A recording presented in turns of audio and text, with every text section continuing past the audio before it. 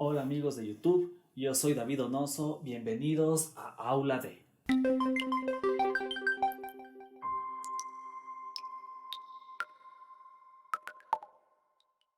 El día de hoy tenemos aula de física y vamos a tratar el tema de vectores. Antes de continuar, te invito a que te suscribas al canal y actives la campanita para que no te pierdas los videos con las mejores explicaciones. ¿Alguna vez has tenido problemas entendiendo los vectores en 2D o entendiendo los vectores en 3D? Bueno, si es que ese es tu caso, quédate conmigo. Y sin más que decir, continuemos. Lo primero que vamos a hacer en el tema de vectores es hablar sobre los sistemas de coordenadas. Estos son las coordenadas rectangulares, las polares y las geográficas. En las coordenadas rectangulares, nosotros expresamos la ubicación en términos de pares ordenados. Y en el caso de los vectores en 3D, tenemos también la coordenada en Z. Luego tenemos las coordenadas polares. En estas coordenadas se expresa un vector en función de su módulo y del ángulo que forma con uno de los ejes. Y por último tenemos las coordenadas geográficas, donde básicamente lo que se necesita es el módulo y la dirección geográfica del vector. Entonces empezaremos con las coordenadas rectangulares. Primero, vamos a representar estos tres puntos en el plano cartesiano. Como podemos ver, estos puntos están expresados en forma de pares ordenados. Entonces, el primer punto, el punto A, es el punto 2, 3. 2 en X y 3 en Y. Entonces, el punto A se encuentra ubicado aquí. Se llaman coordenadas rectangulares porque si nosotros proyectamos el punto hacia los ejes X y Y, se forma un rectángulo, como se puede apreciar. En el contexto de los vectores, el vector se expresa cuando nosotros trazamos la línea que va desde el origen hasta el punto. Entonces, esto sería el vector, en este caso el vector posición del punto A. Pero bueno, eso será un tema que trataremos más adelante en el capítulo de los diferentes tipos de vectores. Entonces, vamos a seguir expresando los siguientes puntos. Como había dicho que este es vector posición del punto A, sería RA. Ok, el punto B es el punto menos 2 en X y más 1 en Y. Entonces aquí va a estar el punto B. Ese es un punto. El vector, repito, será cuando nosotros tracemos desde el origen hasta el punto B nuestra flechita, nuestro vector. Este será el vector posición del punto B. ¿Ok?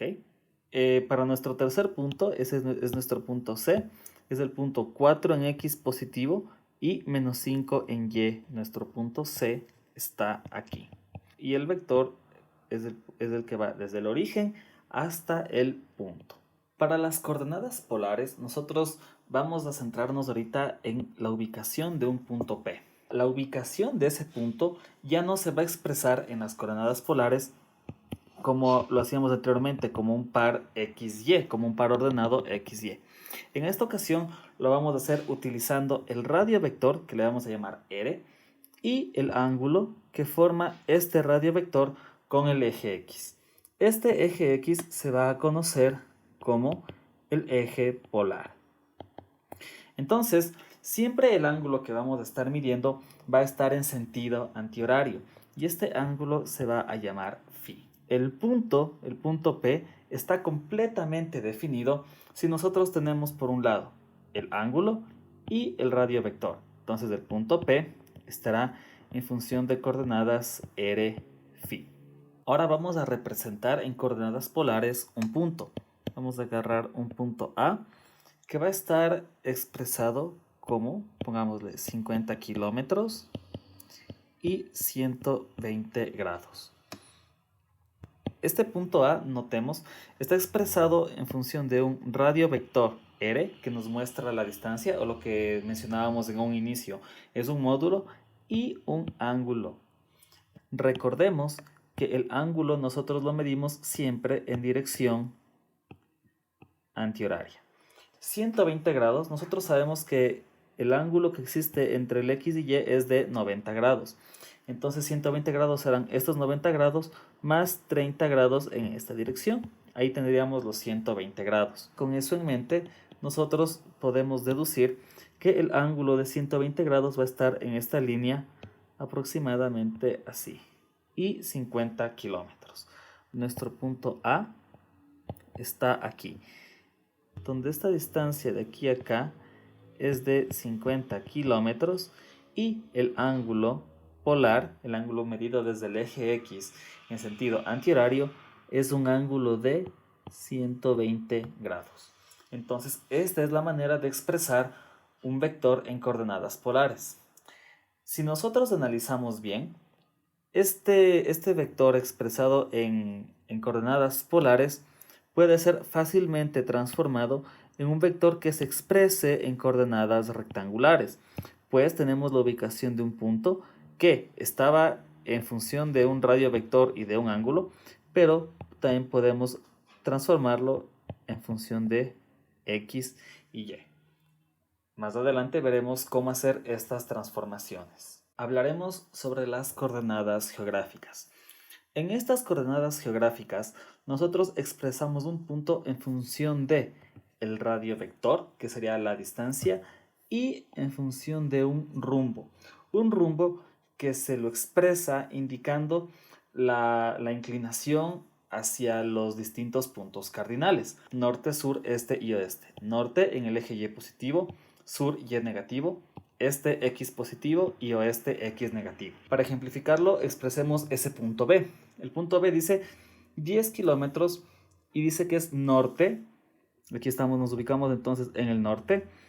Dice 30 grados hacia el oeste. Entonces, yo una vez ubicado en el norte, me voy hacia el oeste 30 grados. ¿Y cuánto me voy? 10 kilómetros.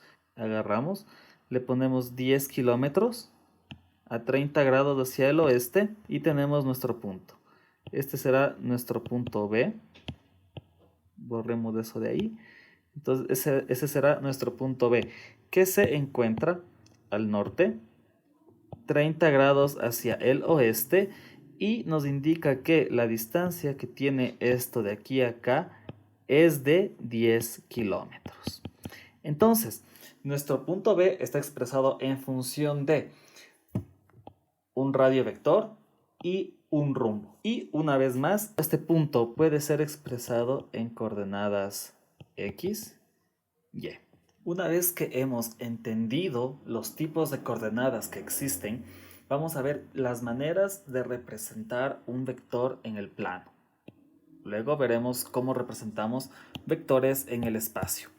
La primera manera de representación va a ser en función del módulo y del ángulo. Esto quiere decir que vamos a estar utilizando nuestras coordenadas polares. Recordemos que para representar un punto en coordenadas polares, nosotros requeríamos el radio vector y requeríamos el ángulo polar. ¿Cómo sería un ejemplo de la representación en coordenadas polares? Los vectores se representan con una letra mayúscula y con una flecha sobre ellos. Tenemos un vector A, por ejemplo, que sería el módulo de 120, supongamos que es un vector de fuerza, 120 newtons, luego explicaremos los tipos de vectores, de momento 120 newtons, y su ángulo polar que sea, por ejemplo, 300 grados. Tenemos un vector representado en coordenadas polares, donde tenemos su módulo y tenemos su ángulo. Luego tenemos un vector representado en función de sus coordenadas rectangulares. Vamos a poner un vector B, que en X sea 30, en Y sea 40, acá va a tener su magnitud. Entonces, ¿qué podemos sacar como conclusión primera? Que un vector es una cantidad que tiene magnitud, dirección y sentido.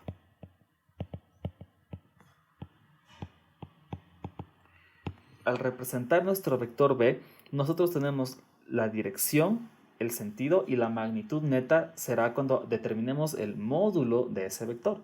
Luego podemos representar un vector en función de sus vectores base.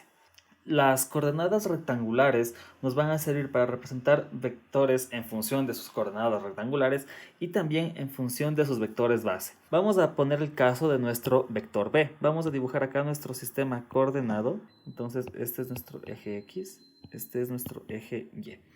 Entonces el vector B dice que es 30 en Y, pongámosle 30, 40 en Y newtons. El vector B va a estar aquí de esta forma. Y este es nuestro vector B. Nosotros sabemos que en X nuestro vector es 30 y en Y nuestro vector es 40. Los vectores base significan vectores que conforman a nuestro vector total. Nuestro vector total es el vector B. Nuestro primer vector base va a ser nuestro vector en X, que es 30. Cuando es en X le ponemos Y.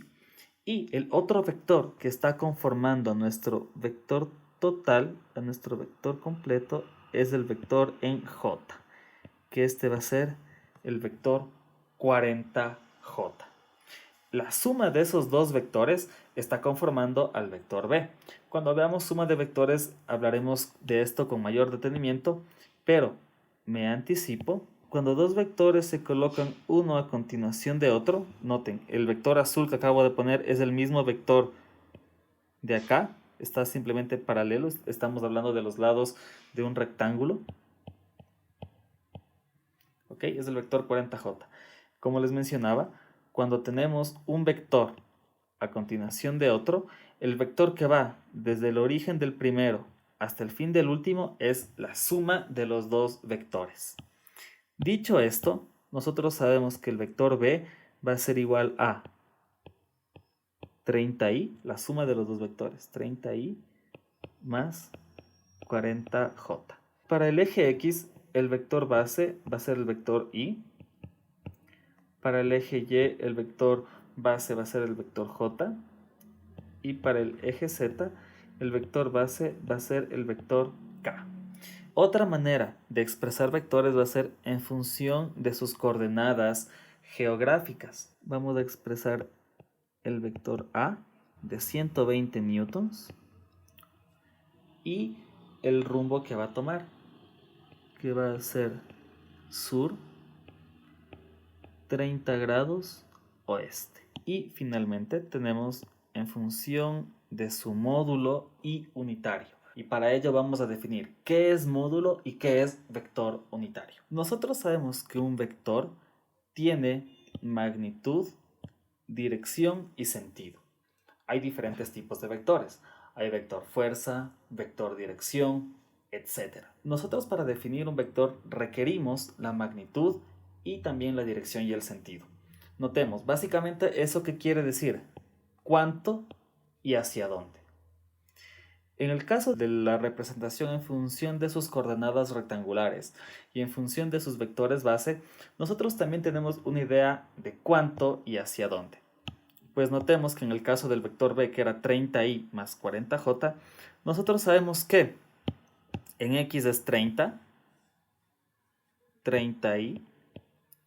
sabemos que en Y es 40j, sabemos cuánto y hacia dónde están yendo estos dos vectores y sabemos que el vector total o vector resultante es el que va desde el inicio del primero hasta el fin del último. Ese era el que habíamos llamado vector B.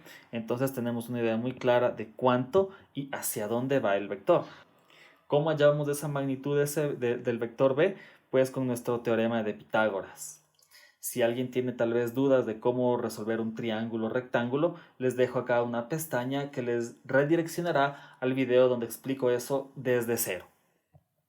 Bueno, entonces volviendo al tema, nosotros tenemos que en función de las coordenadas rectangulares y de los vectores base, nosotros también tenemos la idea de cuánto y hacia dónde.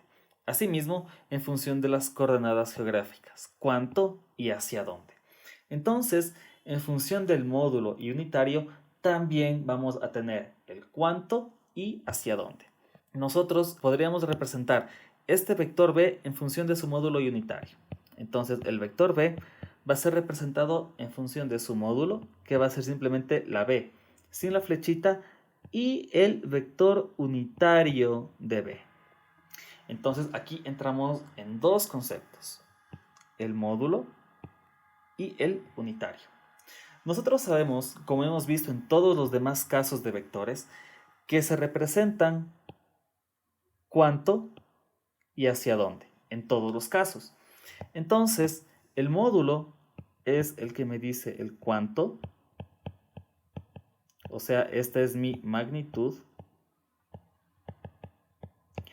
y el unitario de b va a ser el hacia dónde. Y esto va a ser la dirección y el sentido, o lo que también llamábamos rumbo. Dirección y sentido. Entonces, vamos a determinar qué es el unitario del vector b, en este caso. Vamos a usar el ejemplo anterior. El vector unitario es un vector chiquito que contiene una información importantísima. Contiene la información de la dirección de toda la línea de acción que pasa por el vector b. ¿Qué quiero decir con esto? Que a través de esta línea de acción no solamente va a haber un vector 30 y 40J, pueden haber vectores más grandes, puede haber aquí un vector C mucho más grande, que este sea nuestro vector C, que estos sean sus componentes, o puede también haber un vector más pequeño que el vector C. Puede haber un vector, pongámosle con este color, un vector que pase por aquí y tenga sus coordenadas un tanto más pequeñas, más reducidas. Estos vectores van a tener algo en común, que tienen la misma dirección y el sentido. Eso quiere decir que están siempre apuntados hacia el mismo lugar. ¿Cuál es la diferencia? Que bueno, uno será más grande y el otro será más pequeño, pero todos comparten la misma dirección. En otras palabras, si comparten la misma dirección, van a compartir el mismo vector unitario. Concluyendo, el vector unitario es un vector de módulo 1, de módulo igual a 1, no tiene unidades como newtons ni nada de eso, simplemente es un vector que tiene módulo 1 y que únicamente contiene la información de la dirección y el sentido de toda una línea de acción. Determinemos el módulo del vector y determinemos el vector unitario de b. Entonces nos vamos a nuestra siguiente página. Nuestro vector b es un vector que viene así, que como habíamos mencionado es 30i y 40 en j. Nosotros ahora queremos expresar el mismo vector b, pero en función de su módulo y de su unitario. Vamos a representarlo como una multiplicación. ¿Cómo hacemos eso? Pues bueno, primero vamos a hallar el módulo del vector. ¿Qué es el módulo del vector? Saquemos la información que nos sirve de este triángulo que tenemos acá arriba.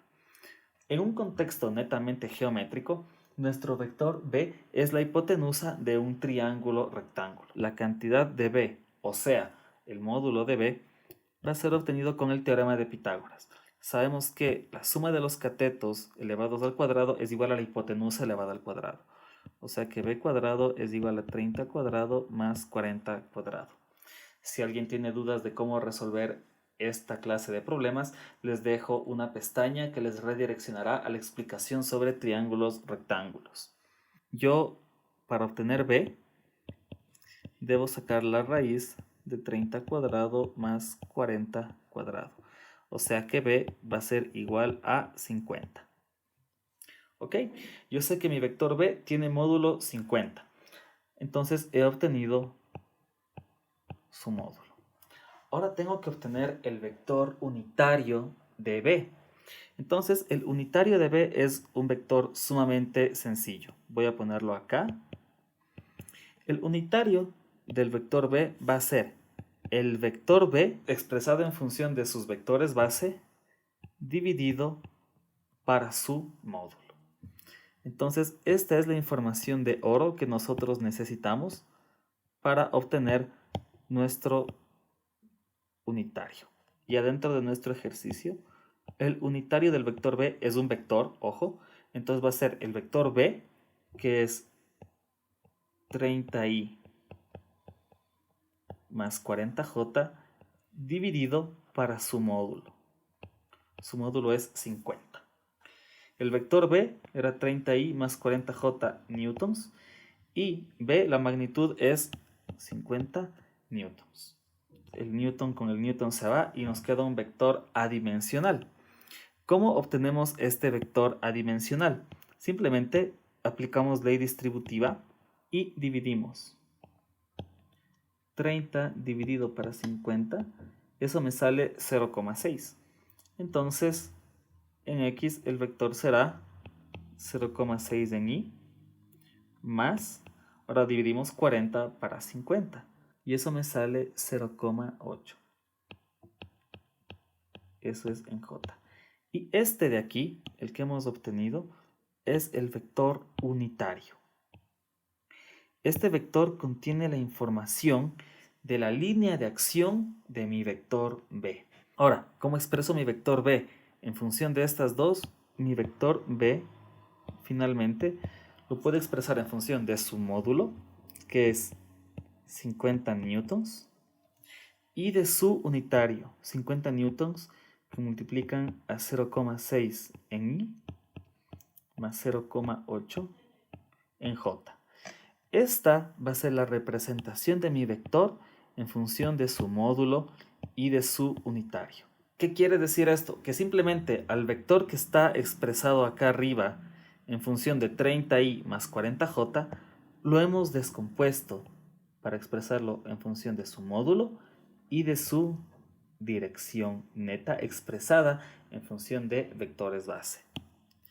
El vector B va a ser la multiplicación de 50 newtons por el 0,6 y del 50 newtons por el 0,8. 50 por 0,6, esto me va a dar el 30i, más 50 por el 0,8, eso es 40j, y todo está dado en newtons. El unitario es un vector pequeño que contiene la dirección de toda una línea de acción. Sobre esa línea de acción pueden haber varios vectores, pueden haber infinito número de vectores, algunos más grandes, otros un tanto más pequeños. Pueden haber muchísimos vectores sobre esa línea de acción. Todos tendrán magnitudes diferentes, pero la misma dirección. Eso quiere decir el mismo vector unitario. Te dejaré un enlace para que no te pierdas la resolución de ejercicios sobre este tema. Espero que hayas aprendido muchísimo. No te olvides de suscribirte a mi canal para que no te pierdas las mejores explicaciones. Nos vemos en una próxima.